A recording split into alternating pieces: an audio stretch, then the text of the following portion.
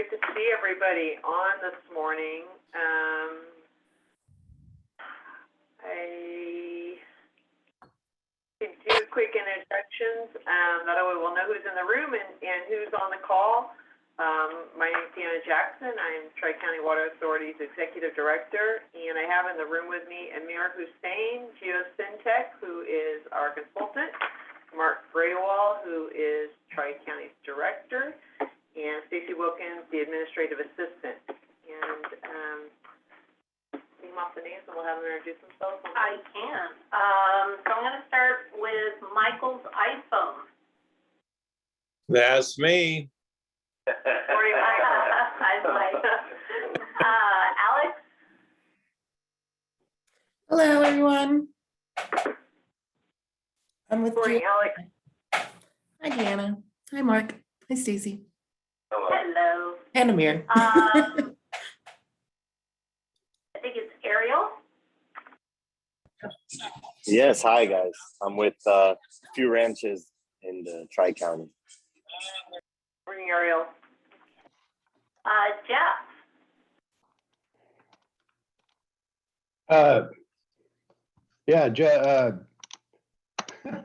Jeff Vandenheuvel, Milk Producers Council.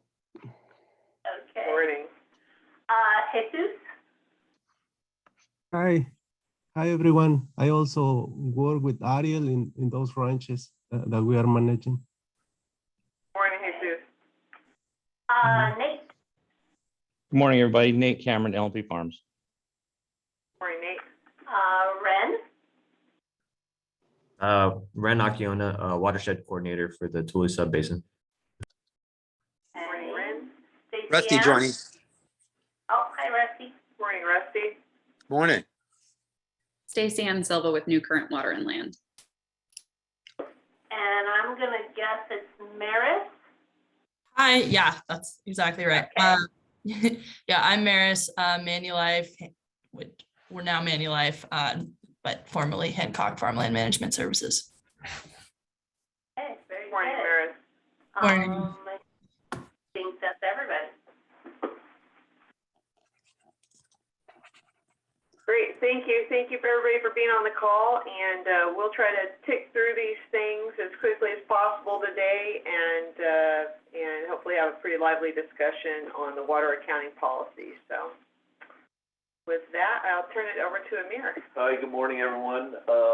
Yeah, I think that was Deanna's way of saying, let's get this meeting on the, show on the road and keep it short. It's going to be we're getting close to the holidays, so appreciate everybody making it. If you have a copy of the agenda, I'm going to go through 3 items. I'm hoping to get some feedback from you on at least a couple of the items on the Tule Subbasin update. First, the annual report for the Tule Subbasin.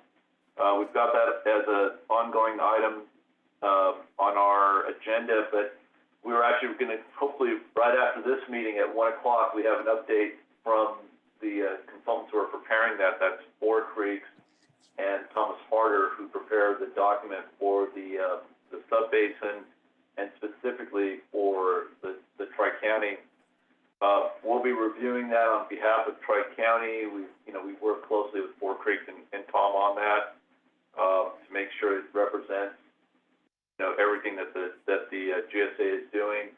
One of the things that and I mentioned this last time, we want to make sure that report adequately describes the amount of water that is actually being extracted based on the calculations from the Land IQ ET data. Both Four Creeks and Tom Harder have agreed to a certain methodology now that we think is appropriate, and so we should see some numbers that make a little bit more sense this year than what we saw last year. And then, as you all are well aware, we had to revise those numbers, for the subbasin quite a bit. So that's something that we're going to be looking for. And the second one, of course, is we want to make sure that all the progress that Tri-County has made over this last 12 months is fully represented in that document as well. Tri-County has done a lot, and And, we want to make sure that all that information is, adequately, sent out to the department, to DWR, and that DWR starts to see the amount of progress that, the GSAs actually are making. And then this is a nice segue, speaking of DWR, and by the way, if anyone does have any questions, please feel free to ask them as I'm going through this. You don't need to wait till I'm, to the end here. So nice segue to DWR. In the agenda packet that Stacy sent out, and hopefully all of you have, we did receive for both the Tule and the Tulare Lake subbasins, we did receive the initial consultation letter from DWR. And if you've read them, you'll probably notice that they're almost exactly the same. So it became pretty apparent that DWR ran out of time. They were trying to get these consultation letters out by the second week of December. They clearly ran out of time as these things got a little bit more complicated. And what they decided to do was send out this letter as the initial consultation letter, and then we should receive our final comments from them no later than January 31st of 2020, or 2022, excuse me. And then we have 180 days to respond to those comments. The one thing that they did say, if you got a chance to read the letter, it did say that they identified several deficiencies, which will preclude the department's approval of your plan. This is again for both Tulare Lake and Tri-County, or Tulare Lake and Tule subbasin. And it further goes on to say that the assessment will describe the deficiencies precluding approval and determine that the plan is incomplete. Now, So, excuse me a second. You're talking about the letter from the State Water Resources Control Board to DWR, correct? No, Rusty, I'm talking about the letter from DWR to the subbasin. Which was preceded by a letter from State Water Resources Control Board to DWR, pointing out those. It was, Rusty, for the Tulare Lake. It wasn't Right. for the Tule subbasin. Okay. Yeah. I was this aware is of the this. actual. Yeah, this is the actual consultation letter that we received. It's in the package that Stacy sent out. Yeah. For both Tulare Lake and Tri-County. And again, it has similar wording in both cases. They just copied it. They did. They issued the Kauai, Kings, Kern, they all essentially got the same letter. So Rusty's right. The precursor was the board, the state control board. I think, well, we're going to get to that. I think what they do refer to here, and we are going to get a more detailed letter by January 31st, what they do refer to here is look at the other DWR letters that were actually issued to other basins in the San Joaquin Valley. And the one probably the closest for us, for everybody on the call, is the letter that the West Side, which is essentially the Westlands Water District, got. And that letter, for anyone who's interested, is certainly available on the Sigma portal, or if you would like, just email Stacy, and Stacy would be more than happy to email a copy of it out to everybody. I was going to spend just a few minutes looking, just discussing some of the comments that DWR made to Westlands, as they did refer that those are the similar type of comments that we can expect here in both Tulare Lake as well as in the Tule subbasin. Mayor, This is going to. Oh yeah, Stacey, go ahead. on that note, are you also taking a look at the Merced subbasin letter that was sent out? Because that's GSP wise, that's probably a more similar plan than the West Side subbasin plan.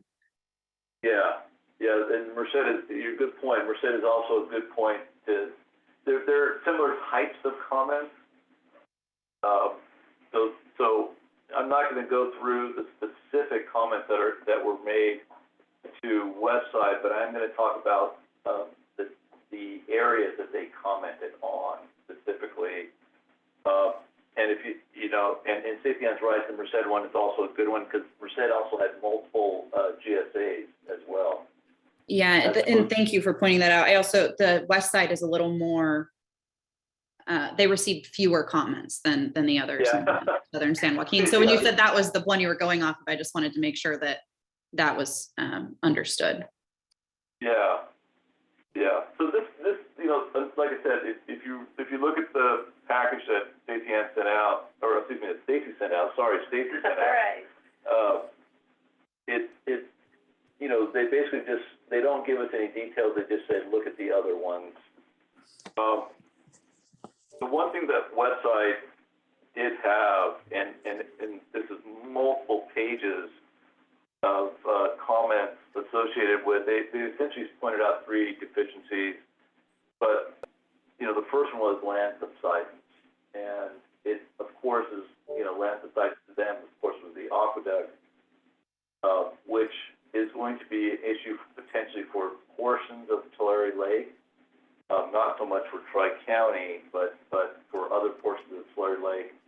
But on the east side here of the valley, you know, certainly with Brian Kern, we are certainly expecting that the final letter we get for the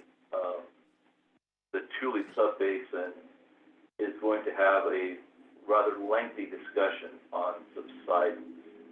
And so, you know, where that might start to impact us as we, you know, as this letter comes in January, you know, we want to start having some more meetings with this group. We only have 6 months to respond, and within that 6-month period, we have to get approval from all of the GSA boards of whatever our response is. And the boards do have to, you know, again, you know, they have to approve the document. So we're going to need, you know, a lot of our meetings for the next, starting in February through June, are going to be very focused in on that response letter and focused in on our approach, how we're going to respond, what type of commitments we're going to make back to DWR. So just as an example, you know, Eastern San Joaquin, not Eastern San Joaquin, excuse me, Eastern Tule, yeah. Eastern Tule has the discussion on, you know, a subsidence plan. And we're going to, you know, where and how much of a subsidence plan we may have to address some of the concerns that we have. We have made it very clear that, and we've said this on numerous occasions, that we see subsidence to be a regional issue. We think that subsidence needs to be addressed on a regional basis. However, you know, we do have to have a plan submitted back in you know, what we're expecting to have is substantial comments on that, and so we're going to need to respond to DWR likely on that. So there's going to be a lot of coordination. We would like this group to be very, very much involved in those discussions on how we're going to frame our responses. We're going to be sharing the drafts with this group. We're going to be looking for your input when those comments do come around, not just on subsidence, but on the entire document.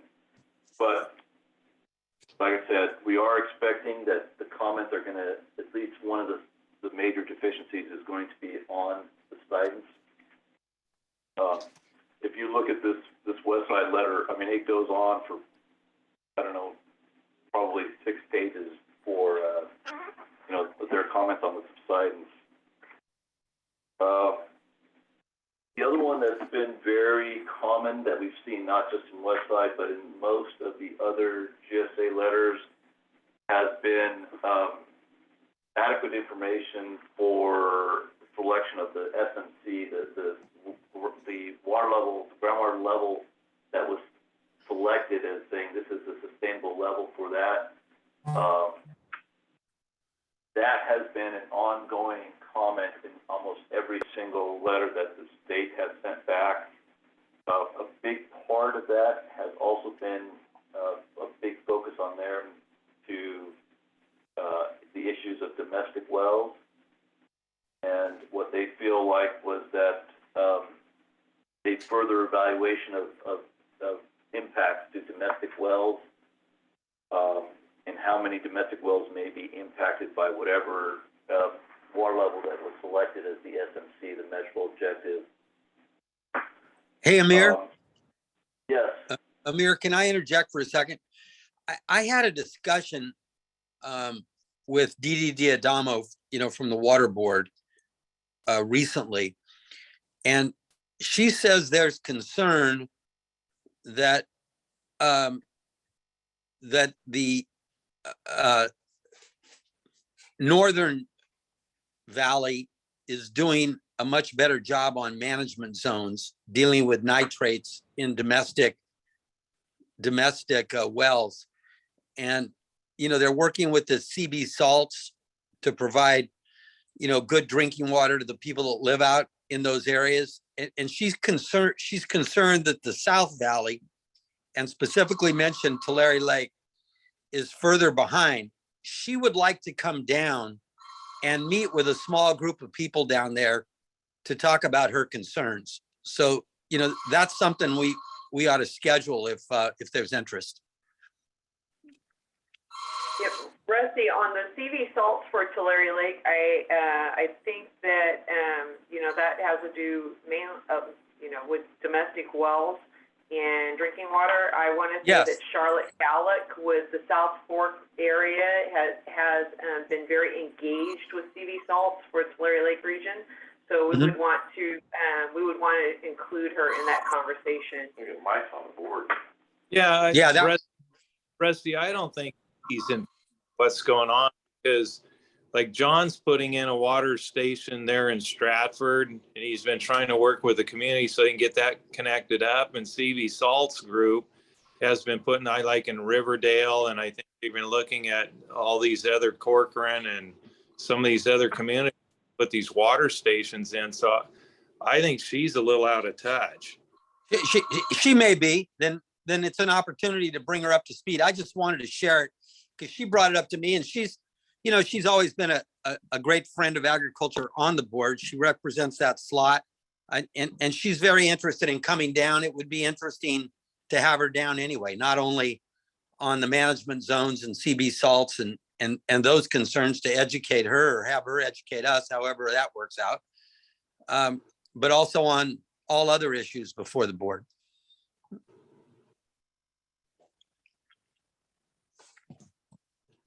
Thank you, Rusty. That's a good point. So I kind of focused some of the discussion on the water levels. So let me finish that, Rusty, and then let's talk a little bit more about water quality, because I think that's the other area that we're going to need to focus in on is some of the water quality issues as well. But like I was saying, the groundwater level and the sustainable management criteria that was selected and the process that we went through, all of that probably is going to need to be revised in the Tri-County GSP and updated. In the last annual report, we did ask Moore Creek and Tom Harder to do that using Tom's model to do an evaluation of where the numbers should be for Tri-County. So we do have those values based on Tom's model, his updated model, and the same methodology that was used in the rest of the subbasin also use that to apply to the Tri-County wells monitoring locations, the representative monitoring locations for Tri-County, just so that we would know exactly where does that value stand against what was actually listed in our GSP. Because if you remember, in our GSP, we used when that was prepared a couple of years ago, we used a different method. And it is certainly the hope and direction of Tri-County now to start to align a lot closer with the rest of the sub-basin. So that's definitely going to be one of those items that you're going to see some revision and some substantial probably revisions to that particular chapter of the GSP. And I think now, as we're seeing the comments come out, very likely one of the comments I'll receive is that, we used a different standard, and they're going to want to see a lot more uniformity across the sub-basin. So we're expecting to do revisions to those portions. And then, obviously, the department's going to probably want a lot more evaluation of those domestic wells as well, and considering where the water levels should be set, and what potential mitigation measures we might have in place to assist those that are impacted from water levels dropping down to the measurable objectives. So there's, like I said, we expect at least that's probably going to be one of the different comments that we receive. And then the third one is exactly what Rusty was referring to, which is the water quality issue. And the department, and certainly, and this is probably heavily influenced from State Water Board, they've taken a much more stringent approach on water quality, and making that more and more the responsibility of some of the GSAs. We've gotten, not in Tri-County, but in some of the other areas that we work in, we've got some of the directors and others have raised some concerns that, we're mostly, it's an ag, most of the guys on the board are ag guys, and they're like, hey, I'm not a water quality person. And so, there's been some concerns about whether the GSA really is the right mechanism to some of these water quality issues. But we are stuck with what we're stuck with. The board has definitely made water quality degradation a big part of the GSPs. We're going to have to look very carefully because, there's not necessarily a direct correlation between water levels falling and water quality impacts. So if water quality can fall into a certain zone, we might see, maybe a higher, I'll just use arsenic as an example. But if you got outside of that zone, even if you drop below that, you might see water quality actually improve. So there's not necessarily a direct correlation that just because water levels are dropping in the valley, we're also seeing these water quality impacts just from water levels going down. Do you have a question, Mark? Okay. No, I think, but we have a very good gentleman here, Mike, that can talk the board of this. For CV Salt. Yeah. Mike, are you actually on the nonprofit board as well, or is it just the CV Salt? He's there though. Okay. He just left his office. I think he's just on the board. CV Salt. Okay. So like I said, those are the types of areas in the document that we expect to receive more substantive comments on.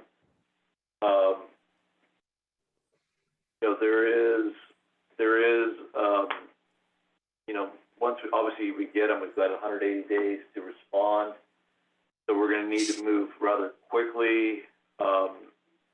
My plan is over the next, between now and January 31st, is to start a review of our documents, start to identify the areas that we think are definitely going to be,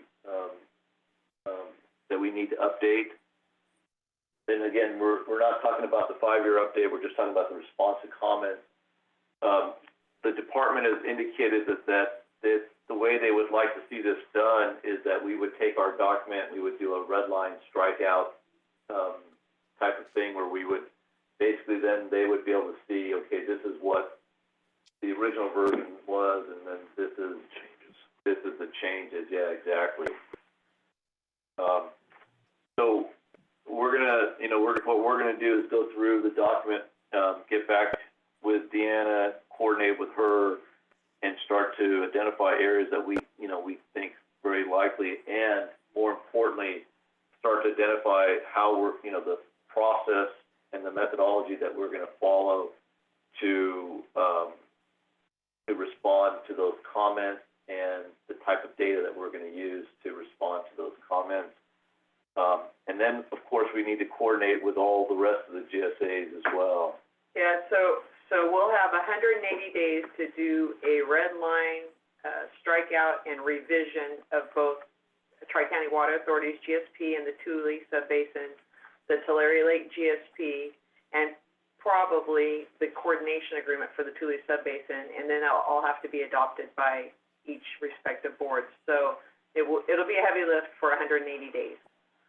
Yeah, so, we've got this group set up to meet every month. There may be times where we may have to meet more. Yeah, meet more. So I just want to give you guys a heads up that, it's almost like getting back into the GSP prep again.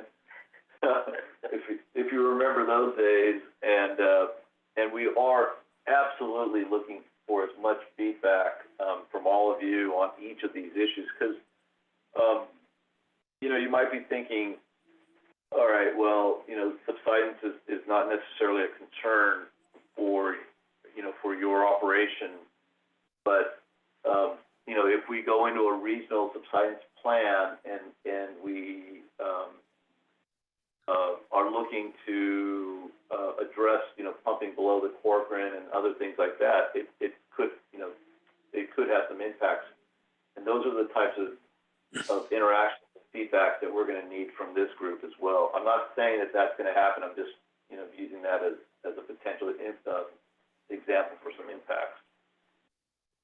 Always got to be careful on these meetings. I don't want to say something that, well, the mayor said that we're going to reduce pumping.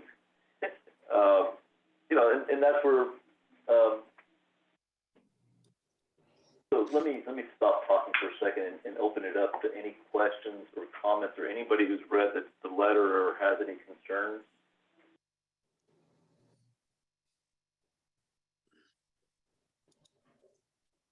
No? I don't think I did that good of a job explaining it, so I'm sure you have some questions. If you have questions, please reach out afterwards as well. Stacey Ann, did you want to add anything for Merced or?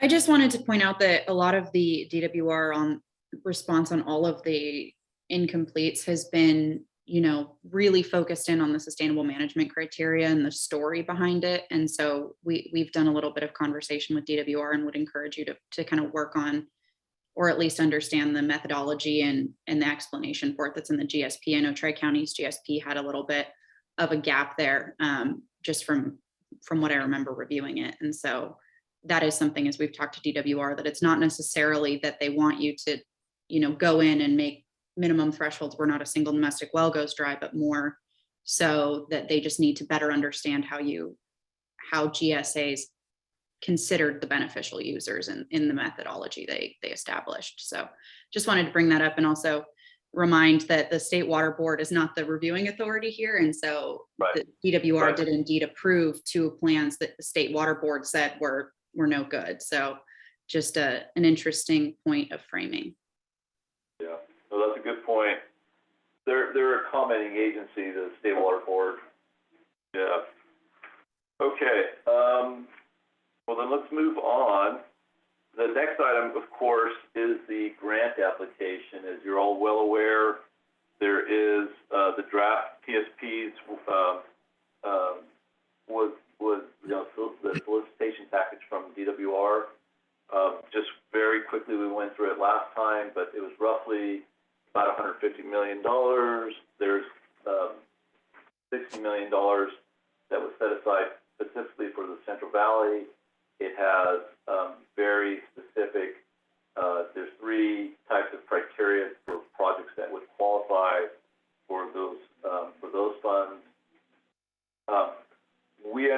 understand from some discussions with DWR that the final package with the final rules are gonna be out on December 17th, which is this, Friday. So we're all holding, crossing our fingers and making sure, I did talk to Paul directly, and Paul Goffman, he's said that they're working very hard to make sure that they meet that deadline, so that, once that hits on the 17th, then we have until, January 30th, to get our package done for, both Tulare Lake as well as Tri-County, the grant application completed. Each subbasin is going to get roughly $7.6 million. That's assuming that we meet the criteria for the San Joaquin Valley money. There's 11 subbasins in the San Joaquin Valley that qualify for those funds, and DWR is expecting those 11 to come up with enough projects to meet that requirement. They're actually going to, for this first round, they're going to give us $40 million to meet, and then round 2 is going to have the other $20 million for the $60 million for San Joaquin. So the Tule subbasin managers, the GSA managers got together. I probably should let you maybe talk a little bit about that meeting. So we did have a meeting that was put together by Four Creeks for all the managers to discuss their projects. We sent in our respective projects for the subbasin in advance, and we've had Four Creeks do an independent scoring of each of the managers' projects. When we met, there were 16 projects that had been submitted, and they totaled over $30 million for the Tule subbasin alone. And so $30 million, we have 7.6 we can go after. Tri-County hired Cal Strategies grant writing team to help us, and they worked with Amir and Alex at Geosyntec to help us develop the Allensworth project to a state where it really did show the benefits that the department was seeking. And when Four Creeks did their independent scoring, we scored number 2 out of the 16 projects. So the Allensworth project will be included in the Tule subbasin submittal, I'm very happy to say. And we are now working to finish any loose ends that are necessary to make that project everything it needs to be for the January 31st submittal. So the Tulare Lake subbasin managers will be meeting soon and putting their projects on the table, and we'll go through a similar process to choose the projects that will be submitted for the Tulare Lake subbasin, but those projects have not been chosen yet. So that's where we are, and I see Denise Kadara on the line today. I'm very pleased to say and to tell them that we are going to be going forward with that project. Are there any questions on that? No, this is Denise. Good morning, everyone. I'd just like to come in and thank Deanna and all the work that is being done to submit applications that include Allensworth to support the issues that we face out here, particularly regarding groundwater and the flood management efforts that are underway. And I think the project that has been submitted and the ranking that is received, should it receive funding, will go a long way in helping to address a lot of the issues we face out here. So kudos to you for resubmitting, and this time we have a much more favorable outlook with this funding. So thank you very much. Thank you. Deanna, I have a question. Sure. What is the Allensworth project? So it is a flood control and recharge basin project just to the west of Allensworth. Off of the White River. Yes, off of the White River Channel. So the White River floodwater that comes down, Mo, the idea there is land owned by Angiola to the west of Allensworth. We would do some channel improvements. We would do some basins and we would have the ability to capture that water. And then, as parts of the project continue, we want to build more basins. We also want to build recreational facilities, and use matching funds from other grants, to build some recreational facilities for the community. It also ties into some greenways and other things that the community is looking at. It ties into the Alpod to Allensworth Trail that's being proposed. It also helps with some of their water quality concerns that are out there as well. But ultimately, from a GSA standpoint, once that water is captured, the idea is to reuse and apply that water where it's appropriately within the Tri-County area. So I'm sure you guys have talked about this, but for my own sake, how often does the White River flood?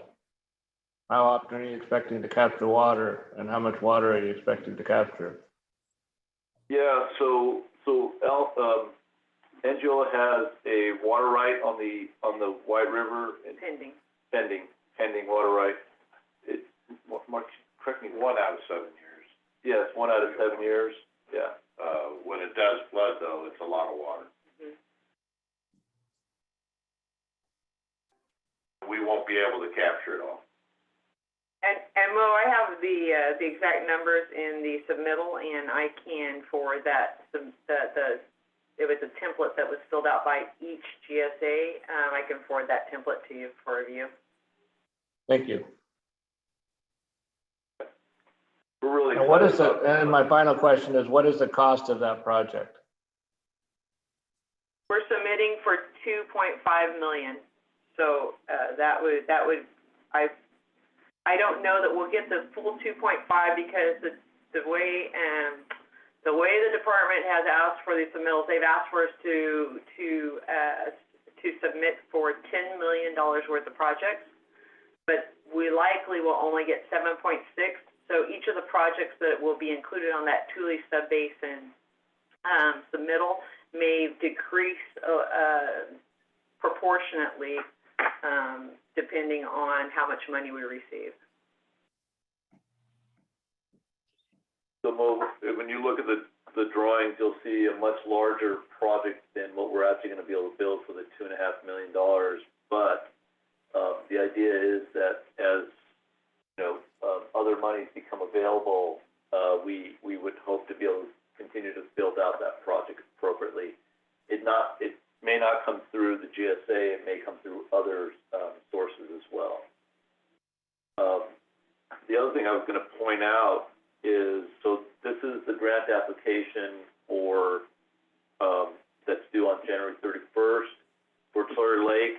The project, the project list hasn't been finalized, as Deanna mentioned already, and we're going to try and do that fairly quickly, and then want to report back to this group on exactly what projects have been included in that package as well. Just real quickly, some of the other projects that are being considered, this is all public, I assume, right? The other projects that are being considered? Yeah, I believe so. Yeah, I think so too. There's nothing secret. Delano, Early-Mart is looking at, DEID is looking at some recharge facilities. Porterville is also looking at some recharge facilities as well as part of the Eastern Tule. Let's see. Pixley is looking at projects along Deer Creek. There are recharge facilities along Deer Creek. And there's a Teviston community. Oh, yeah. And Ren, if you want to talk about your project, sorry, I should have, you're right, I almost skipped over your project. Sure. Do you want to get to that now? Do we have time? I don't want to move folks off the agenda too badly. No, I think we're talking about the PSP, so it might make sense to talk about your project now. Cool. Thanks, Amir. Well, just a quick reintroduction. My name is Marin. I'm a watershed coordinator for the Tule Subbasin, funded through Department of Conservation. So I'm in this room, and lots of other odd rooms, doing some of these Sigma efforts. What Amir is referring to specifically is within this SGM grant through DWR. I did put in a request under Tulare County to put for to submit for $500,000 from Department of Water Resources to do two tasks, analytical tasks around recharge for water security. One is a surface water analysis, evaluating what surface waters could be made available, what infrastructure would be necessary to deliver drinkable water to these communities, net O&M, what the burden would be in the highest feasible projects in the Tule Subbasin. So we can begin sort of compiling the arguments to the water board and other water agencies of why it's critical to invest in this space. Ancillary to that, there's a second component that I think is really key and tacks on nicely to what Amir is alluding to in the Allensworth recharge effort and these proximal efforts. These GSA solutions to water security are leading in very heavily into this recharge tactic, right? So focusing recharge facilities near disadvantaged communities in an effort to sort of ameliorate water quality issues and prop up sort of those domestic well fields. However, there's some information that I think is going to be really key on multiple fronts for the GSAs in the coming years, and that's evaluating primarily how much water, what's the frequency of water that needs to occur based on the localized sort of hydrology. And so we sort of need to evaluate how quickly, if we are recharging, let's say around a Teviston, which this particular analysis is around, how quickly water is going to percolate laterally, right? And then correspondingly, how much water and how frequently water has to be maintained in these basins in order to have a measurable effect on those communities. Sort of additive to that is concerns about nitrate loading and other issues in the Vado zone. So evaluating just exactly how much of a load is in that space and whether or not the concerns of nitrate in particular, it's largely the flagship, but whether or not nitrate loads are going to sort of plume into domestic well fields or not, and whether or not the net gains come sooner than folks think as far as water quality. So those are all, we're largely operating under hypotheses, and we need to get those answers quickly as we invest in that space. So that was a very long-winded explanation of where that $500,000 is going. If it sounds like $500,000 is not enough, I would probably concur with you. We'll be looking for ancillary funding to build that program out. So that hopefully will get funded through that DWR program as well. I'm really excited about really just kind of turning that engine over and starting to gather data in that respect. That will be very helpful too in some of our responses to DWR as well, to kind of show them some of the work that we're doing on the water quality concerns. So I think there's a lot of synergy that's going to happen between all of the projects that we're doing and our responses back to the comments we got from the state as well. Ann, do you want to add anything? The only thing I would add to this grant funding is it's likely the state will have a surplus again next year. It's likely we will see more grant funding, another round very similar to this. And if you have, if any of the landowners are on the line that have private projects that they would like to add to the list, please contact us and add them to the list. I mean, there are strings attached. I mean, it would make it a public private coordinated effort, which means, there's always, in the current one, the landowner has to basically give an easement to the GSA or to the lead agency for, I believe, 30 years. So, there are strings attached to that, but if you think of a project or would like to at least talk through something to that level, we can get it added, and I'm happy to try to get those projects funded. So that is just something to keep in the back of your head for next year, and we can talk through that again. So Deanna, on that, I have a quick question on that issue. What is that? So if we have a private project, that funding, that grant funding can cover what costs? It depends on what the grant application, the specifics in the grant application, but, you know, it can cover, dirt work or CEQA process or feasibility studies, everything from, the studies and the, necessary, documentation to some of the actual construction of the project. And even a project outside of the Tri-Counties Water Authority GSA for banking purposes? Yes, you just would want to coordinate with the GSA that your project would be, located in. Deanna can send you the final rules when they come out December 17th. And Deanna, also keep in mind that there's nothing to preclude us from getting in and shaping the language around the grant to address some of the needs out there, rather than take a chance as to whether or not, you know, the grant is going to address those needs. Our people do that all the time, you know, get involved on the front end while the language is the qualifying language for the grant is being developed. If we Rusty, I'm glad you said that, because I think that will be helpful. Also, it seems like at the last minute, this last round, somebody got into the legislature's ear, and they made some changes that made it more difficult for some of us, especially out here in our area, to qualify for some of the grants, just due to they gave 3 caveats as to 3.7 million of the grant process. So I know I'm kind of rambling on that, but it will be important to keep an eye on that as it moves forward. And of course, that's all, it hasn't happened yet, but I expect it will happen again next year, that we'll be going back through the same process. Yeah.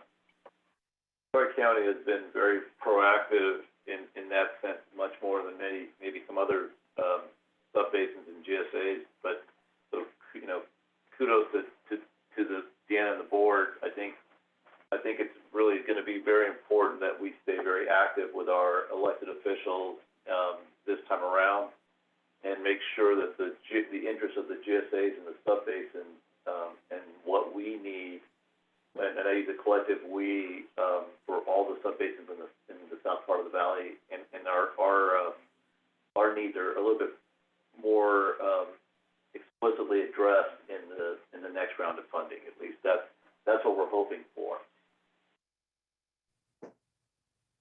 Any other questions or comments or any other things that we can clarify as far as the grant application is concerned? Yeah, I'm wondering if they could pay us in water instead of money. No, I'm just joking.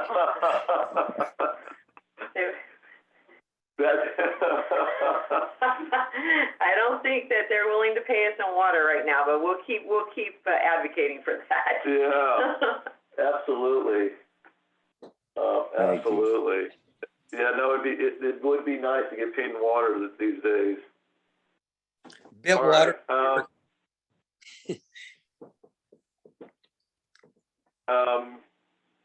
Let's see, Troy County update. I'm an hour into my meeting, or 50 minutes. Yeah. I've only covered 2 items so far. Troy County really doesn't have an update. Yeah. This is the update. That's the update, pretty much. I think we can move on to implementation. Yeah. Ren, did you have anything on the watershed you wanted to talk about briefly or quickly? Yeah, I'll just give some, I think we covered a lot of elements of it. I'll just give some other peripheral updates. So as far as, I'll give a quick rebrief. So there's a Lower Deer Creek watershed planning effort that's in place through NRCS. And that effort is through their PL 566 program. It's basically a watershed plan, largely focused around land retirement and recharge efforts within the Lower Deer Creek watershed. And this group is part of that, or their geographies are part of that plan.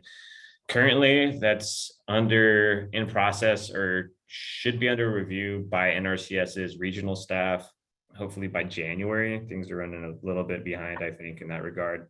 but some of the key hurdles have been cleared, largely around any sort of Section 7 compliances with retiring land, so endangered species compliances with like restoration under that restoration plan. Additional to that, I just wanted to point some lenses at I'm going to stay on that thread actually.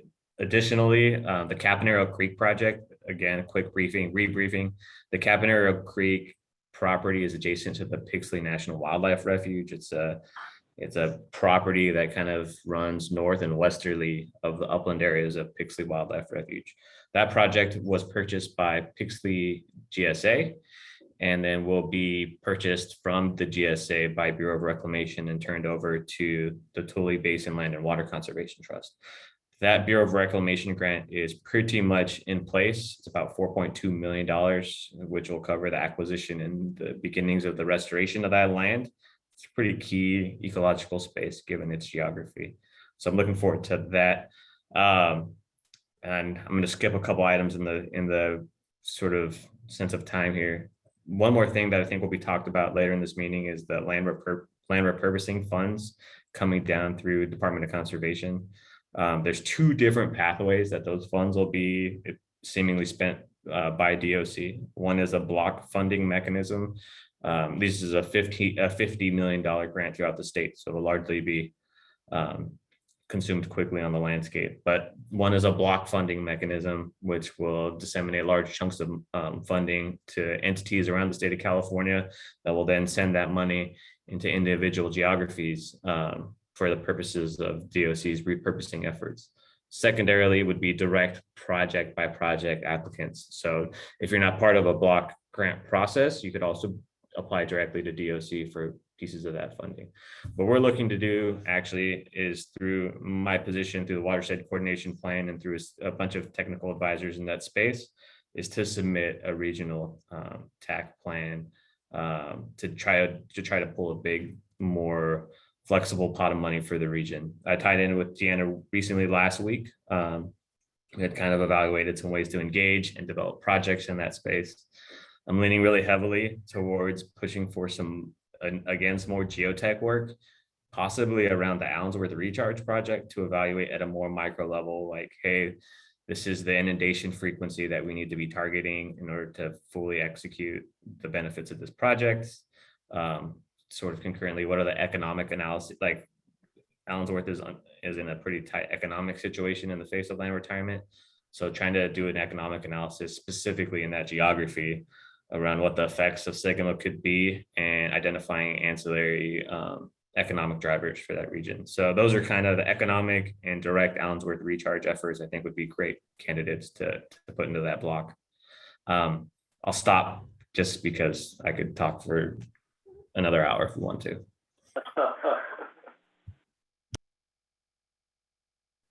Any questions for Ren or anyone before we move on? Ren, All that's right. the DOC funding that's opening in, what is it, March? It's opening prior. It's in like a fast track public solicitation period right now, or a public review period. Applications will be due in mid-March. I think the 21st is what comes to mind. So the applications will be due in March. The solicitation isn't even finalized yet. And then those projects will be selected by April. So you're talking about within a 5-month period, finalization of the solicitation, application, selection of processes, and delegation of those funds to the landscape. So it's going to be 2022 is going to kick off with a bang for Department of Conservation. So There's some language in that DOC grant that says you have to have an approved GSP. And we've heard from DOC that they are willing to interpret approved a little loosely given the quick time frame. So I just wanted to make you, Ren, aware of that. Thanks, Stacey. Yeah, I'm also aware that I've flagged that directly with DOC staff members. I'm not anticipating that. We're trying to execute exactly what DOC is requesting. So I'm not anticipating that language to be problematic for our region, unless we do something crazy. Great, thank you both. Okay, so next half hour or so, let's talk a little bit about the implementation. I don't think we have anything new on Basin Safe, so we can kind of skip through that. So, the water accounting policy. This is probably the reason most of you are here today. So, you know, at the last meeting, we had a discussion about Tri-County's role, and when we have projects that are occurring outside of the Tri-County area, and how those projects would be credited. And, you know, we kind of said, as far as Tri-County is concerned, you know, you have to meet the requirements of the GSA that you're actually doing the recharge, or the project, I should say, and then, as you know, and then your credits would be on paper.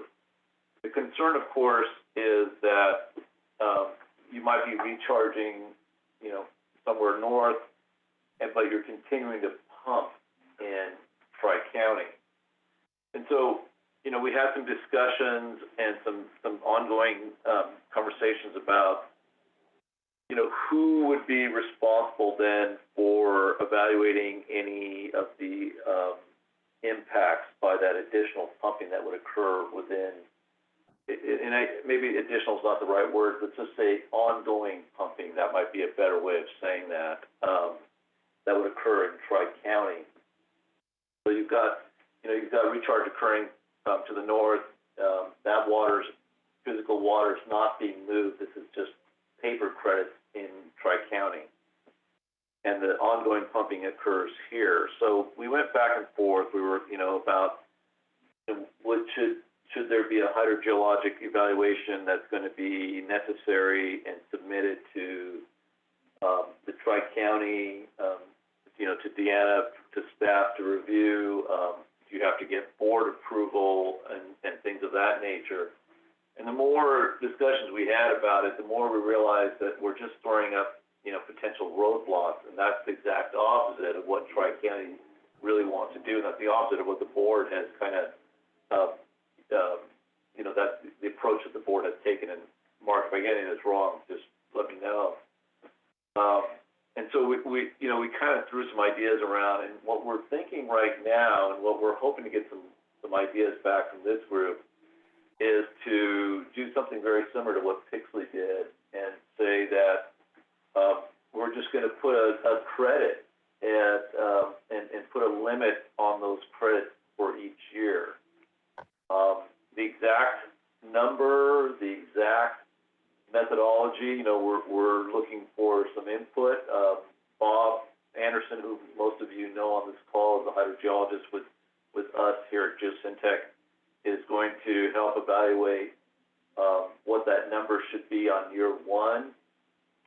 We're not setting that in stone and say that that's going to be the number forever, but part of this discussion is to say, okay, should we reevaluate that value every year? So Pixley, I believe that's 10,000 acre feet.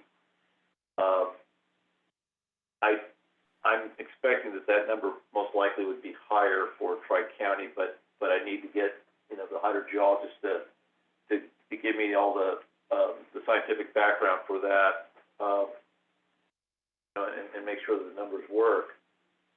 The update and the response comments that we were talking about earlier to DWR may impact that number one way or another. Maybe you know, has a potential to impact that. There's the issue, of course, of, you know, any projects you might be doing outside of Tri-County most likely would be recharging in the upper aquifer. The pumping going on in Tri-County may be occurring from possibly the upper, but also possibly the lower aquifer. And so there's some issues like that we're trying to work through to come up with a number back to you guys. But I guess what we would like is maybe some idea from you as a group, from the committee, is if you think we're kind of going down the right path. The nice thing about having that number is that it would streamline the process very easily and very quickly for you. You're not having to constantly wait for us to do an evaluation or pay for a whole bunch more evaluation to be done on your behalf. And you wouldn't be waiting for necessarily for board approvals. You'd be, you know, if you fell within those guidelines, we could say, yeah, you know, this project's approved, you can get a paper credit as long as you provide the, you know, the supporting information. So let me. Hey, Amira. Sorry, Amira, this is Molly Thurman. I was gonna ask, so is this cap, is this something that's set in stone already, or is this a methodology that is up for discussion at the moment? It is very much up for discussion at the moment. I'll be honest with you, we kind of, you know, with the grant applications and everything else going on right now, we didn't get as much time as we would have liked to come up with a number. So rather than focus in on a number today, I'd rather focus in on methodology. So what is the methodology that you're trying to apply, Amir? I'm sorry, Mo, I didn't catch that. I missed What's the methodology you're trying to apply? So in simple terms, without going into the, you know, the actual hydrogeologic issues, in simple terms, I need to come up with a value that is going to not cause undesirable results in Tri-County. But I also need to balance that with the fact that you're, you know, if you do a project somewhere else and you're putting in substantial amounts of water, the subbasin as a whole is benefiting from that. So we're trying to, you know, what we would be focused in on for the next, 30 days or so is kind of figuring out how to best apply that in a way that the subbasin benefits are taken into consideration, and as well as ensuring that we're not violating any of the requirements that Tri-County has. And taking that into account as we're kind of preparing our response to DWR as well, that if we're putting in 10,000 acre feet to the north and taking out 10,000 acre feet, or continuing to extract 10,000 acre feet in Tri-County, I in my mind,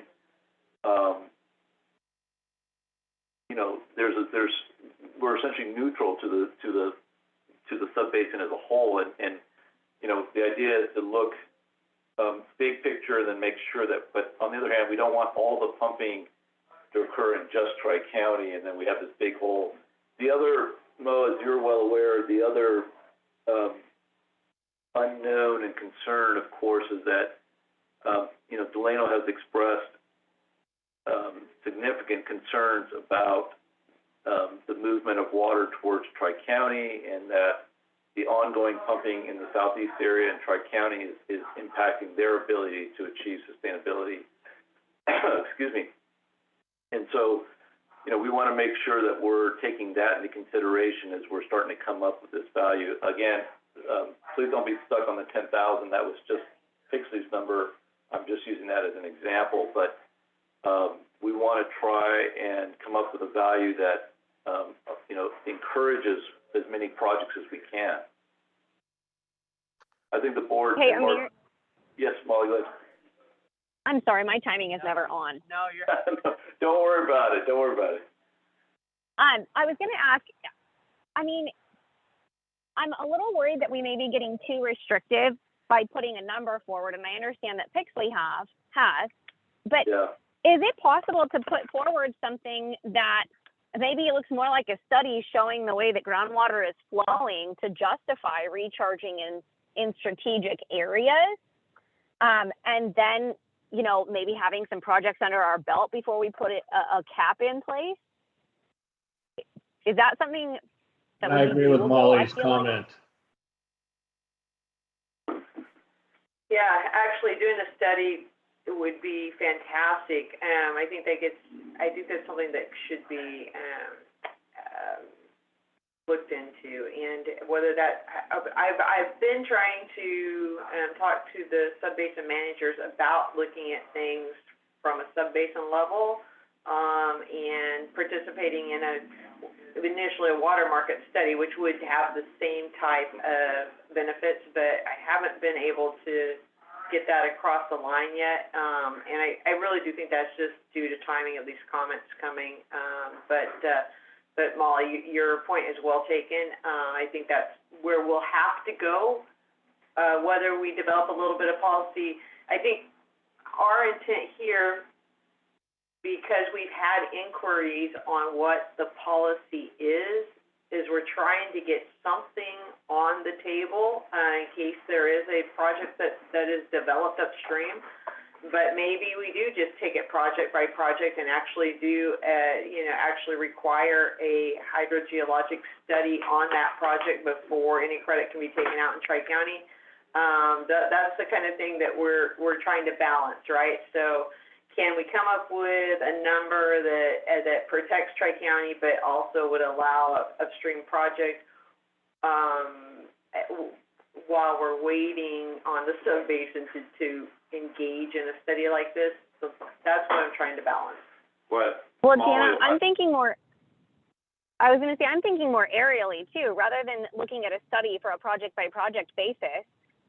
Can we start with a study funded at the GSA level saying, hey, water appears to be coming in, and I'm sure this data is already there, but it flows this direction. All right, well, if it flows, southeast, then strategically place projects for recharge there for the landowners. But have something general saying this is the way the water flows. So when I have a landowner come to me and say they want to strategically recharge in this area and extract in this area, they can do it, and here's why.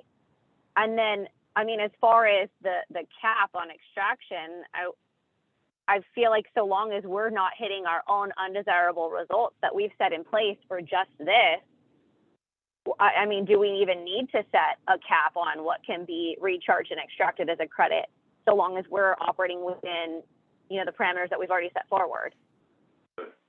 Molly, let me make a couple of comments here. Number one, we have a number of hydrologists already that show the underground aquifer is basically a connected lake. There's some areas that are blocked off, but it's a connected lake. That's not the issue. The issue is there's GSAs that have created a wall boundary that says we don't want you to cross this area. So it's an artificial boundary, and we have to get politically, we have to get rid of that artificial boundary. Then a lot of the potential undesirable effects would be mitigated. But right Mark, now, what is that artificial boundary, and who's setting it? well, the east side setting 4th Avenue, County Line Road, from the Tule subbasin to the Tulare Lake subbasin as a wall underneath the ground on our artificial boundary. So And that's Thomas Harder and company?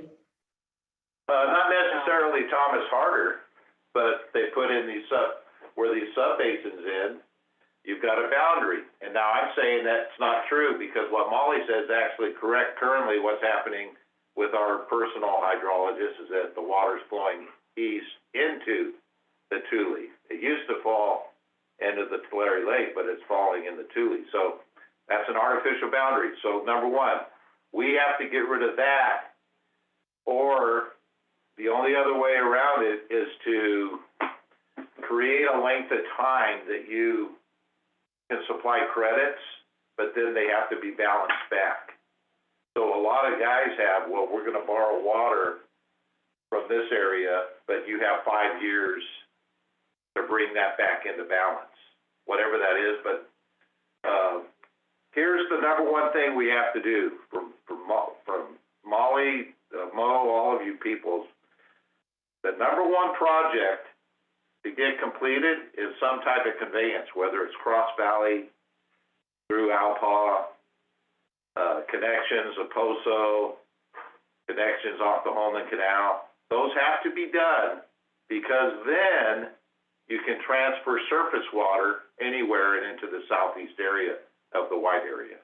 That's what's lacking unless you come from the Bright Curd south from pond and you bring it back up through semi-tropic.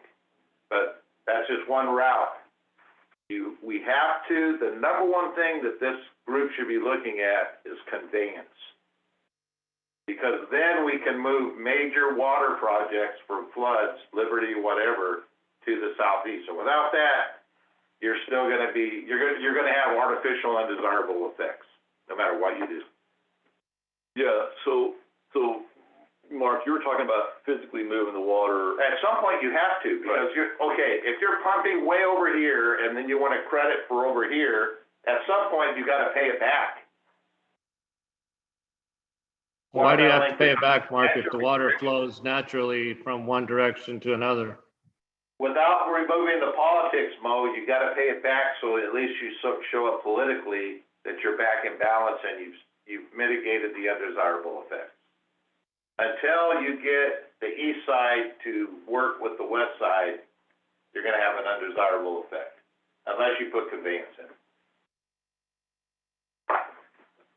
So in your opinion, if we can account for the water we're banking in the east side and we extract it in the white area, that's not enough data to support the argument? For us. No, Mo, it's enough for us and our little GSA, but it's not enough for the other GSAs. So Mo, there are multiple layers to this, right? Yeah. We're mixing now political layers with actual technical layers, and I can go back to a Ken Schmidt term. I'm probably getting myself in trouble talking technical terms, but transmissivity and how fast that water's moving underground. So maybe you can put in upstream 100 acre feet, but how long would it take for it to get downstream? And whose water that is imported to their area is in between that? And there's just a lot of unknowns, and I think that was the only, so that we could put something on paper, even if we have a parameter that would be adjusted. I think that was the goal. And everybody that spoke, Molly, Mark, Mo, you're all correct. Everything that was said is correct, and that's what makes this difficult, right? It layers one thing on top of another, and we don't want to cause an undesirable result in the southeast that somebody can point to. And yet we have a desire to incentivize projects, but we just don't have that policy on paper yet. And it becomes a sub-basin-wide issue. It's not something that we can just put on paper and say, okay, we agree to this, because we don't want to cause a fracture in the subbasin or cause litigation against one GSA to another. So, again, that's back to the politics and the nature of the politics, but those are the things we're working through. What Molly's saying is very valid in that what we could do at some point is have a very technical meeting with the mayor and get Bob Anderson in, get Thomas Harder physically in, get Ken Schmidt physically in, and maybe bring in one of our other hydrologists that's working on prescriptive right claims in, and scientifically show this stuff. Because the one thing, though, that honestly is an issue is when you pump so much that the aquatards, where you're pushing the water, you're moving, you're extracting so much that you're compressing those aquatards because you're taking that amount of water out of the clay. You never get that back. Right. So that's where there has to be a balance in how far do you pump. Because even if you bring back surface water into that area, you've lost storage. Okay, so I got it. We do need to have a scientific discussion, but there is a point where you continually reduce your potential storage. in the aquifer.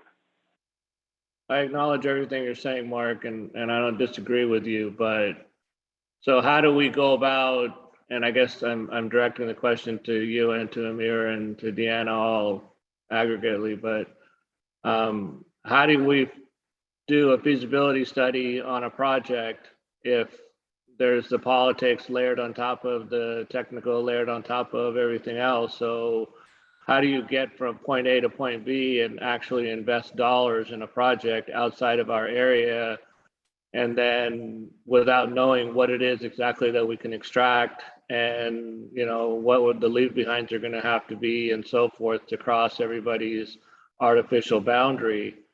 So how does one go from point A to point B?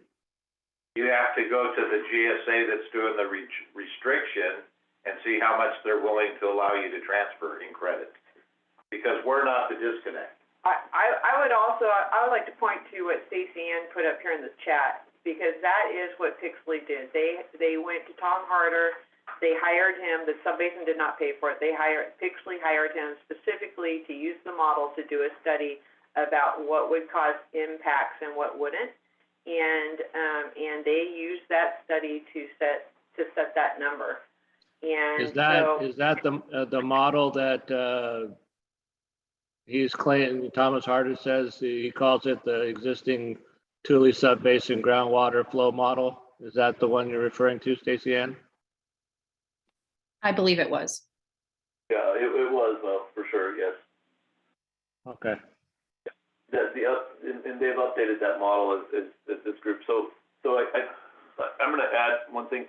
So Molly, it is certainly our intention to do a study and come up with that appropriate value, and then that the 10,000 is, as I've said before, it's just the made up number from Pixley.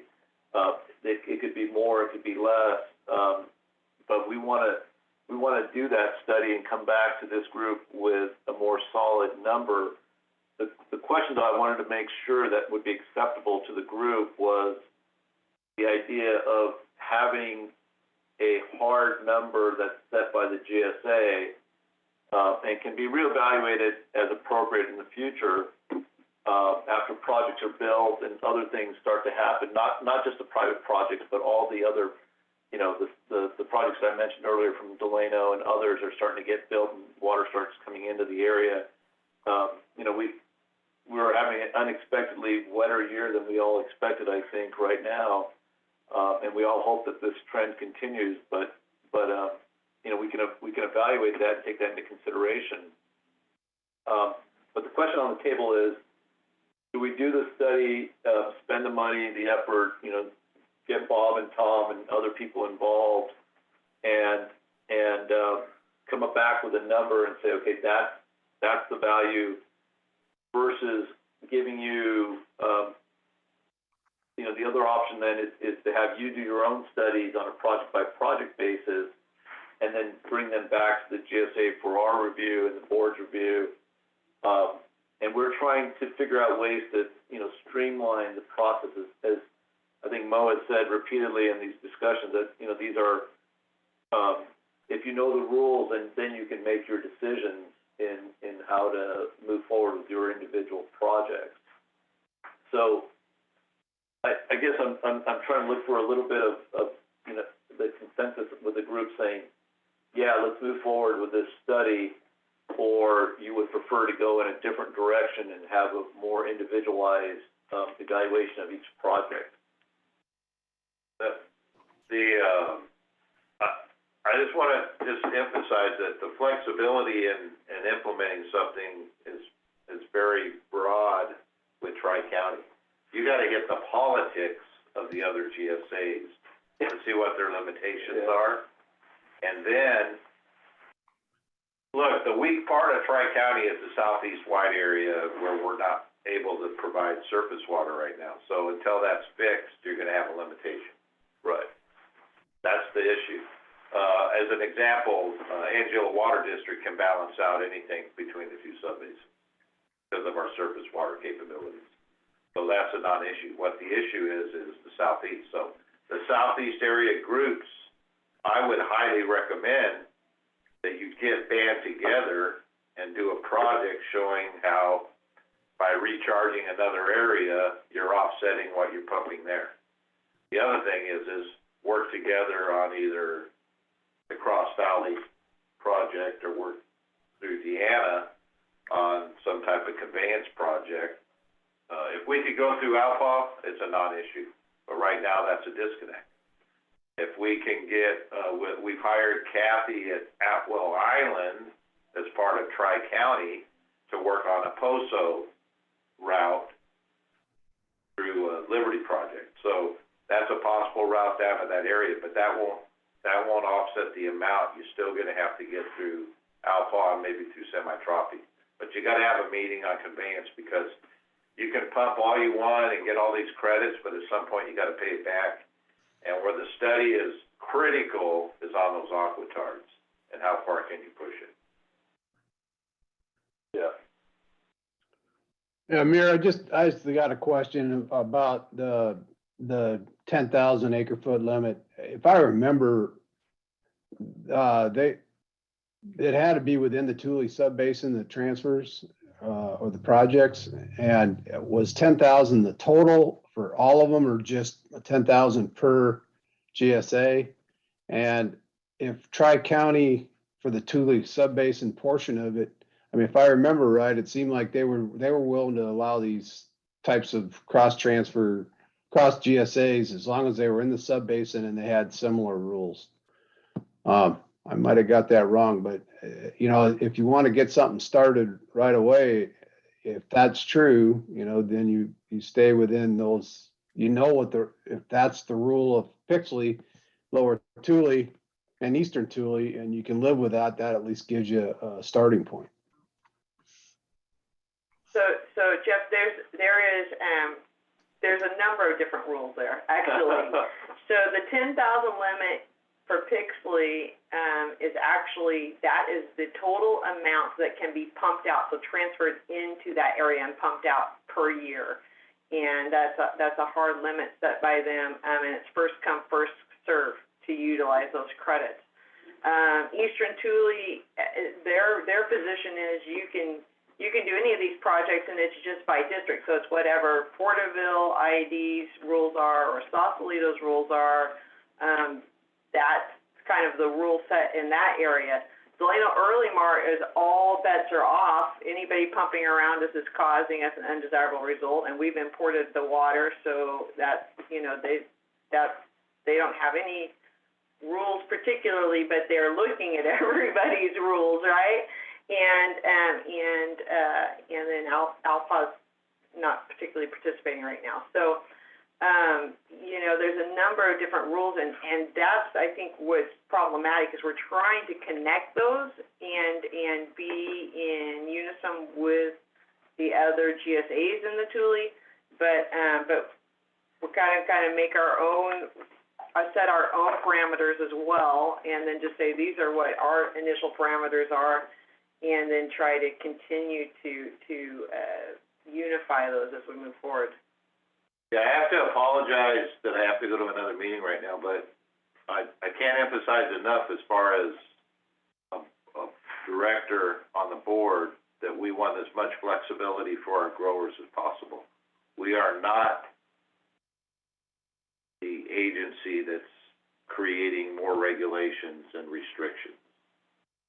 So we have to come up with a methodology to attack the artificial below ground wall and look at those projects and transfer as much as possible short term, but in the long term, hopefully we alleviate those issues with projects and with conveyance.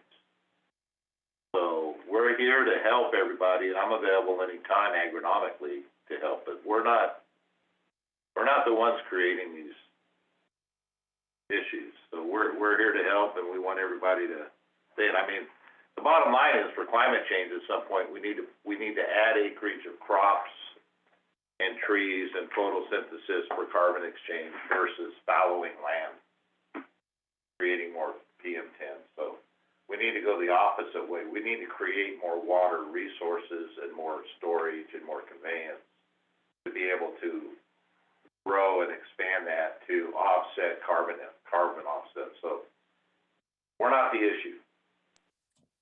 Current regs and minor GSAs are creating artificial walls.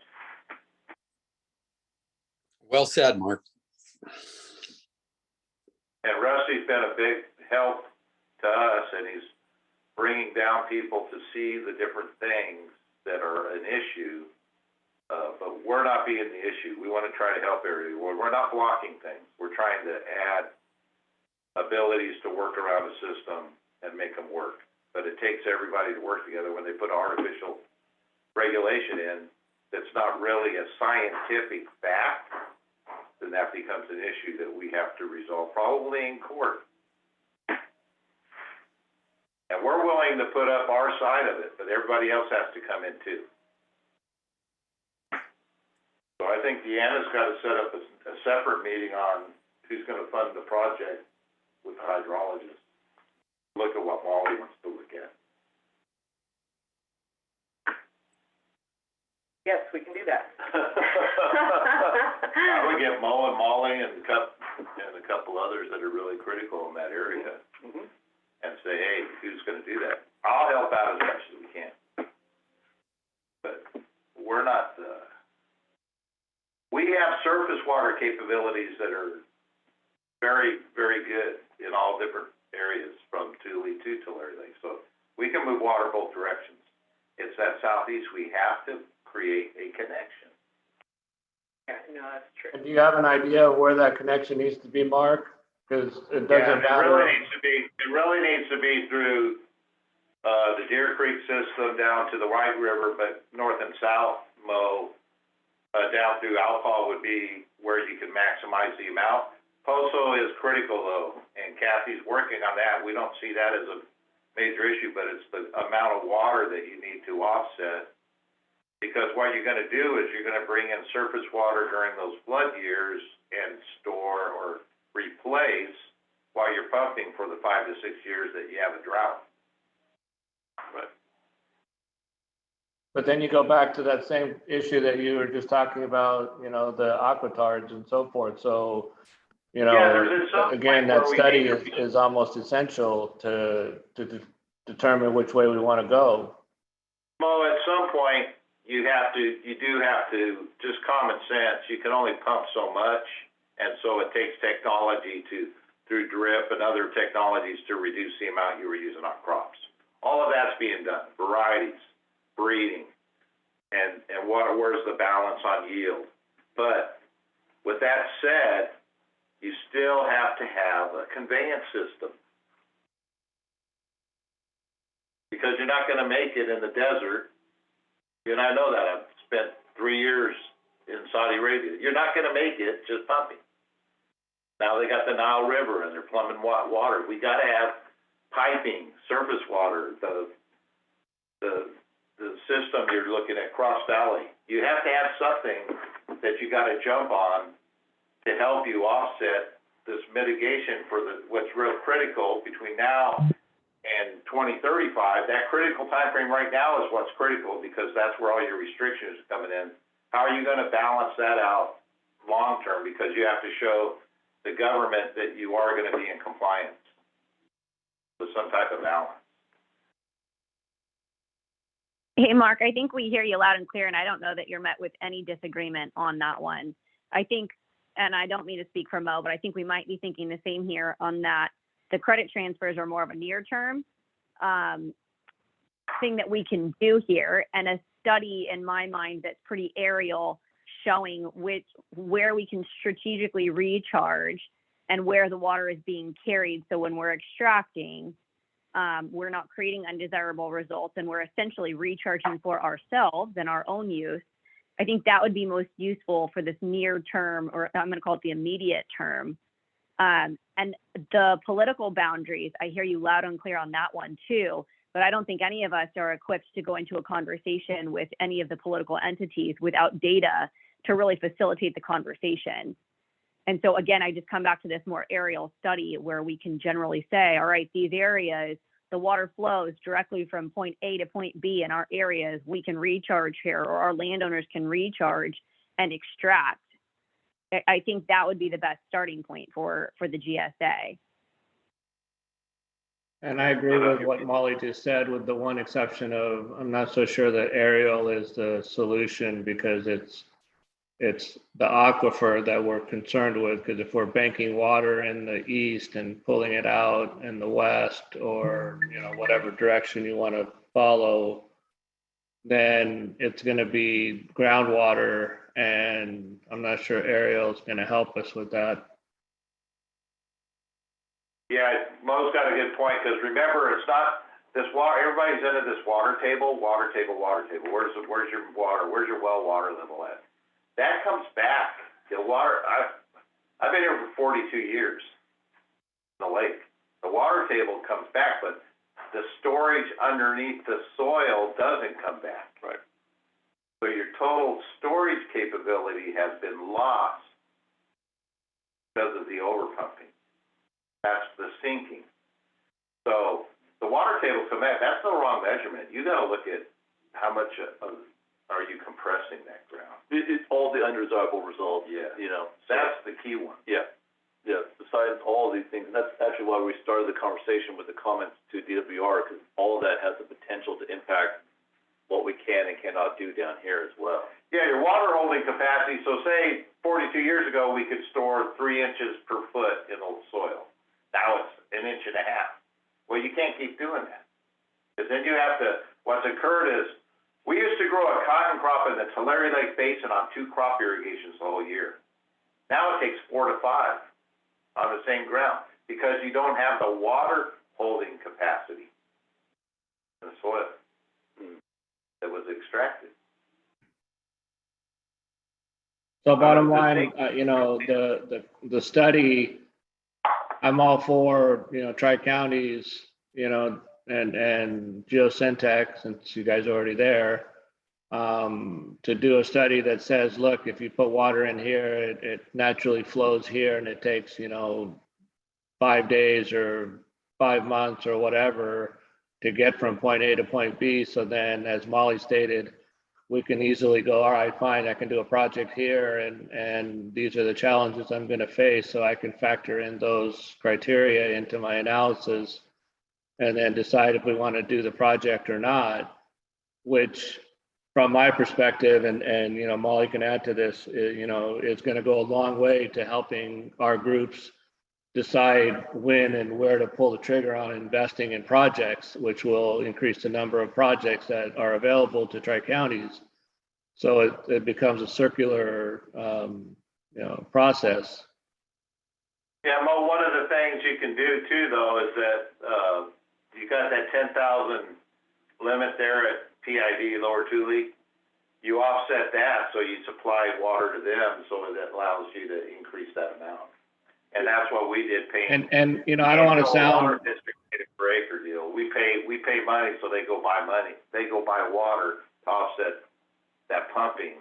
So there's other ways to work around that if that's the area that sinks, which it does. I mean, there's more sinking on the east side than the west side. But there's a lot of sinking along those rivers, whether it be White River, Deer Creek, Tule River, the Cahuilla, the St. John's, all those areas, those sink. And you know, again, I don't disagree with what you're saying, Mark, but you know, the point of, I think what Amir alluded to earlier is 10,000 is just a number for the point that we're at.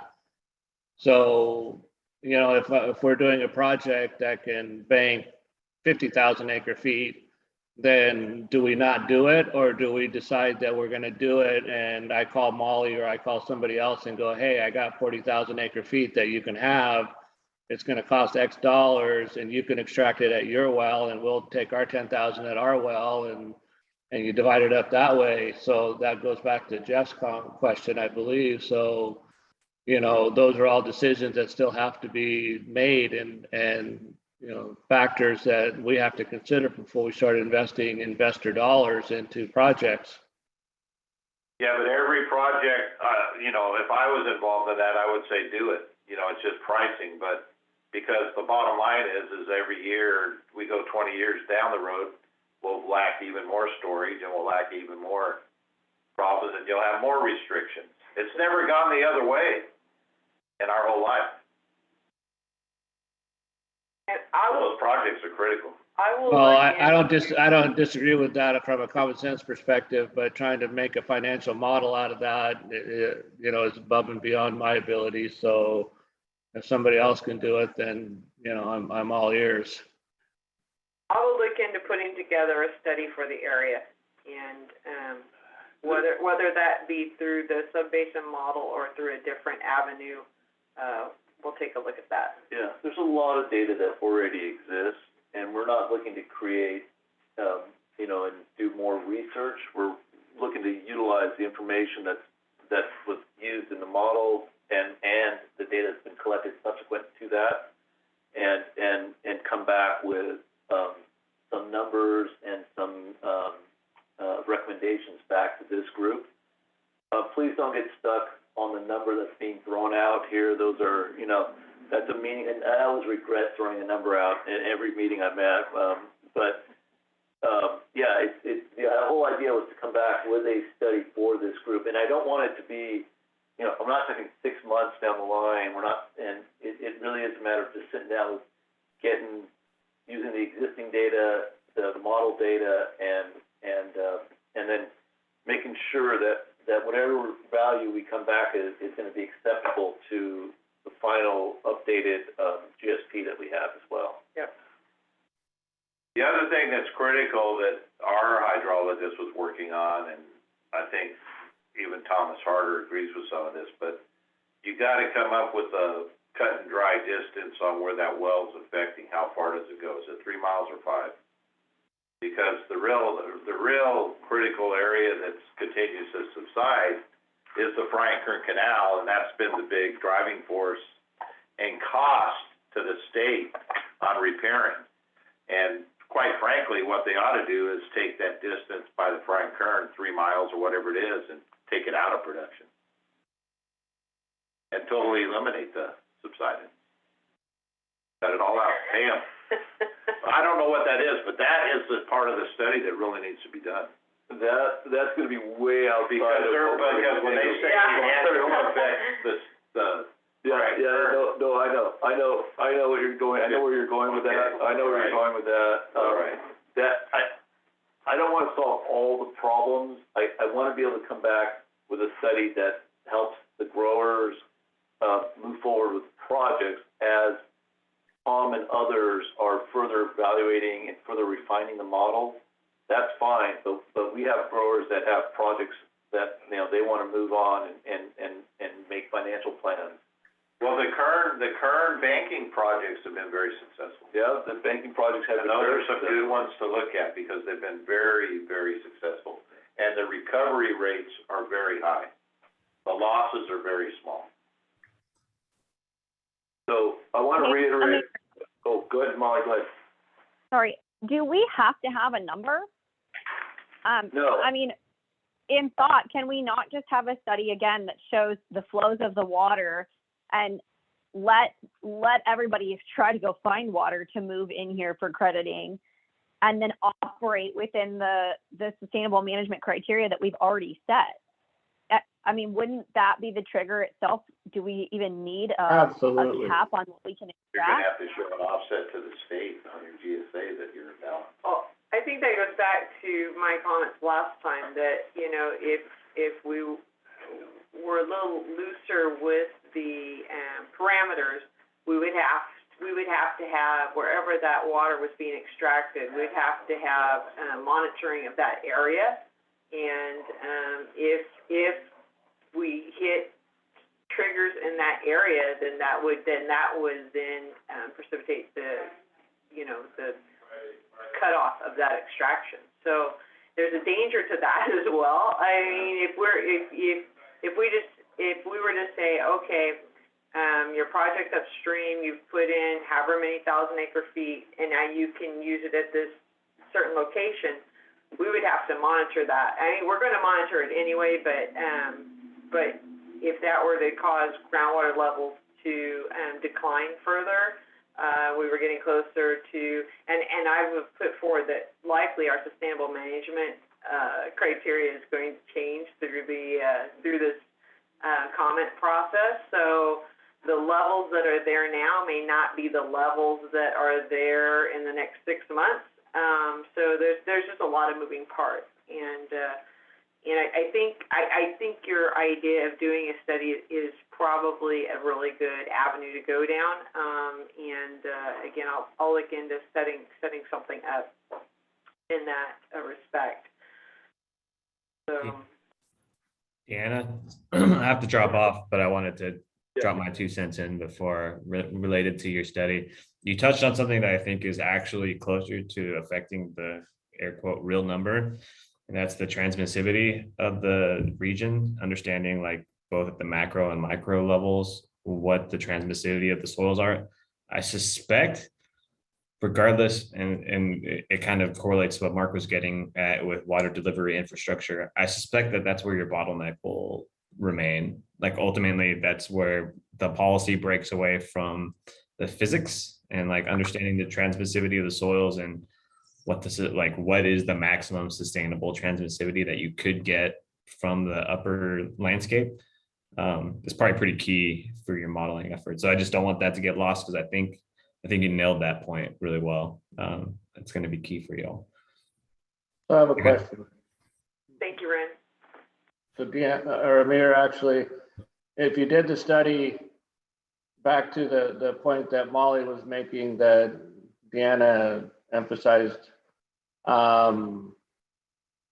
if you did a study and it said water, if you put in, X thousand acre feet into point A and water flows into the direction of point B, and you extracted that equivalent amount of water, how would you have a negative impact? So, Mo, part of it is going to be that, I'm putting, maybe I didn't quite understand your question, but you're saying you're putting water somewhere to the north on the east side, right? Right. And you're extracting in the west. What's the negative impact? Is that what you're asking me, Mo? So I guess what I'm asking is Deanna's comment to Molly's point was, if somebody puts in water in the east side hypothetically and extracts it in the west, then we're going to have to monitor that, or the landowner is going to have to monitor that. And my question is, couldn't your study basically say, look, if you put in X thousand acre feet in the east and you extract it in the west, you can safely extract X acre feet without creating any negative impact, so that the monitoring issue that Deanna brought up becomes moot? Yes, to answer your question in simple terms, yes, that's exactly what we want the study to do. We want the study to say we can extract up to value X or continue to extract this amount of water in Tri-County without causing a negative impact in Tri-County. Okay. And it goes back to, again, the transmissivity, because if you were able to build a recharge area upstream and you were able to find 20,000 acre feet and put it in tomorrow, how long does that take? So there's a number of factors. I get that part, Deanna, but what I'm getting at is if we're going to hire a hydrologist to give us a study that says you can, in fact, put water here and it does, take 3 months to flow to point B, and you can safely extract this, then we've, in essence, answered the question of, how many acre feet can you extract? Because the study is going to tell us that. So monitoring becomes a secondary consideration and not a primary consideration. Well, I think I would state that a little differently, because monitoring is a key factor of SGMA. So monitoring is going to occur no matter what, and whatever the study shows, that's great data, and it is a tool in the toolbox. But the actual data that's collected through monitoring will trump that. would trump a study. So just in the interest of time, I know we're running late here. The impression I'm getting, and Mo and Molly, tell me if I'm overstating this, but you guys aren't loving the idea of a restriction in terms of a hard number. What you're really hoping for and would prefer, I guess maybe that's a better word to use, what you would prefer is that Tri-County have a basis or a policy, if you will, for this kind of credit that's more based on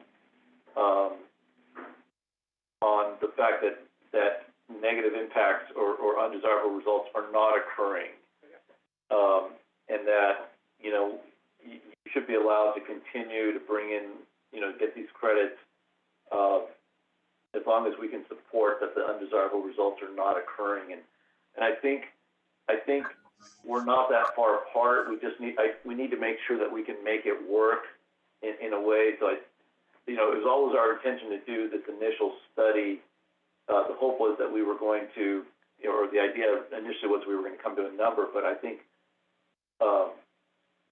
let's do the study. And again, I want to emphasize, this is not, we're not reinventing the wheel. There's a lot of good information that already exists. There's a lot of work that's already been done. The model already exists. It's just a matter of getting with Tom, getting with Ken Schmidt and a few other people, and coming back and saying, okay, we think we can extract and continue to give, continue on this path without causing these undesirable results, and then getting back to this group, or better yet, having you more intimately involved with that actual development of that study, and then coming back to the group with the results of the study. So I'm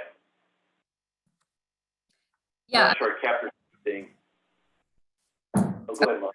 That's definitely closer to where I was thinking. And I guess when I use the word aerial, I think you took me literally. Maybe macro is the better word. Hey, okay. Water flows from east to west if you look at the Rosedale Rio Bravo Water District in relation to us. So our landowners can sustainably sink water in Rosedale and extract it because it's flowing that way anyways.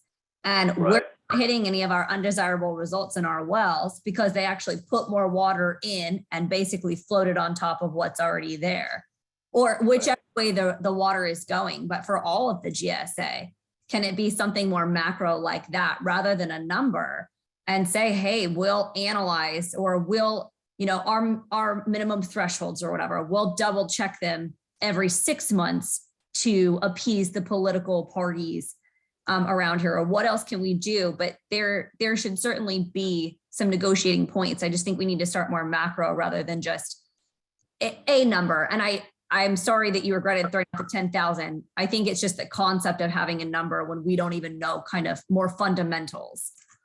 Yeah. And I agree with Molly's statement 100%. All right. Agreed. All right. So then we will move forward with that. And again, like I said, we're not here to reinvent the wheel. We want to use as much existing information so we can quickly come back to this group with your input and come up with what that policy should be, so that you guys can start. Mark said it, speaking as a director, he said that it is, the board doesn't want to be a hindrance. We want to encourage these types of projects. Yeah. And I fully acknowledge Mark's comment and the board's efforts, and as well as Deanna's. And, the challenge, Amir, as you know, that we face is, trying to negotiate the deal between point A and point B. And how do you go about doing that without real data that says, water flows in this direction? And, we're crossing your GSA, but we're not really creating any negative impact for you or for anybody else. We're just simply putting water in point A and extracting it in point B. And in the end, the GSA that's going to benefit the most is going to be Tri-County. So if we can get the projects that we want to do done, but it's definitely an uphill battle to get from point A to point B. Yeah, I agree, Mo, 100%. Yes, no, there's no doubt, and I think that we've got a good direction. We're gonna work on doing a study, and there are a number of factors. It's not just east to west; it's north to south, and where that water goes in will make a difference. So we'll work on that, and we have gone over in time 20 minutes. So I'm looking at the agenda, and we could come back to land repurposing. Yeah, absolutely. Yeah, And no reason to. It's probably a good idea anyway. There are a number of workshops occurring right now that I'm a part of. And so I think in the new year, this land repurposing programs and opportunities are shaping up. And so we can do a much better job of laying those out for the advisory committee in the new year. So just last thing, then we'll wrap up. We've got a board meeting on the 13th. Did I get those dates right? No, you did not. Oh, I did not? No. Oh, come on, Stacy. When's the board meeting? No, I fixed it. Oh, you That fixed is them. the right date. Oh. They were wrong, but yours. Well, thank you, Stacy. You're welcome. All right, so January 13th is the board meeting for Tri-County, and that is at 1 o'clock. Mhm. And then our next advisory committee meeting is on the 26th of January at 10 to 11:30, and we'll try to actually finish on time. I thought for sure today was going to be a short, meeting because we just had one early last month, but there's a lot going on, as you all know, and all of these things are related. All right. Thank you, everybody, and my line's always available. If you have thoughts, comments, ideas, you can always shoot me an email or give me a call. I think that the board of Tri-County is very willing to work with the landowners, and we're just trying to get something in place to give you a little more security when you're trying to develop some of these projects. But rest assured, we're doing everything we can to work on behalf of the southeast area, and it's my hope that we actually will come up with a conveyance fix for that area. I don't know what that is yet, but Mark was correct in saying getting some actual molecules to that area would alleviate many of these issues. So with that, I do wish everybody happy holidays, Merry Christmas, Happy New Year. I hope you have a wonderful time with your families, and I thank you for being a part of this advisory committee and taking the time to be online, because it really does help us form which direction we should go. And thank you all very much. Thank you. Merry Christmas. Happy holidays. Thank you.